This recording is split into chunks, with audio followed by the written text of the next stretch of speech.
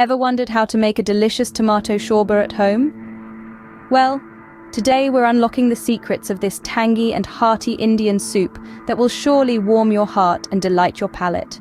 The ingredients you'll need include 4 large ripe tomatoes, 1 tablespoon of oil or ghee, 1 teaspoon of cumin seeds, 2 cloves of garlic, a 1-inch piece of ginger, 1 green chili, 6 to 8 curry leaves, half a teaspoon of turmeric powder, 1 teaspoon of coriander powder, half a teaspoon of cumin powder, half a teaspoon of garam masala, salt to taste, fresh coriander leaves for garnish, 1 teaspoon of sugar, and 4 cups of water or vegetable stock. Begin by heating the oil or ghee in a deep pot over medium heat. Once it's hot, add the cumin seeds, allowing them to sizzle for a few seconds. Next, incorporate the finely chopped garlic, grated ginger, slit green chili if you're using it, and curry leaves. Sauté these ingredients until you're enveloped in their rich, aromatic scent. Now, it's time for the stars of the show, the tomatoes. Add them into the pot and cook until they soften and release their juices. As they cook, they'll meld with the other ingredients, creating a flavor base for your soup.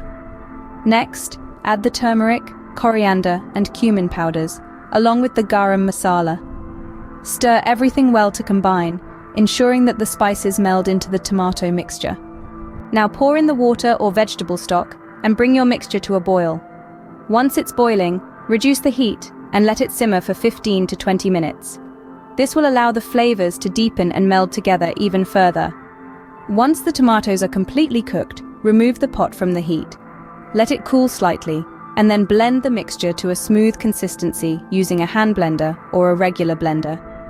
Strain the blended mixture back into the pot to get a smooth soup.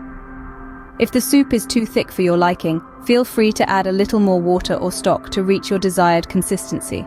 Bring the soup back to a gentle simmer, add salt to taste, and sugar if you prefer a touch of sweetness. Then garnish with fresh coriander leaves just before serving, and there you have it, a steaming bowl of tomato shorba, ready to be savored with a side of naan or rice. This meatless Monday meal is sure to become a staple in your kitchen. Bon appétit!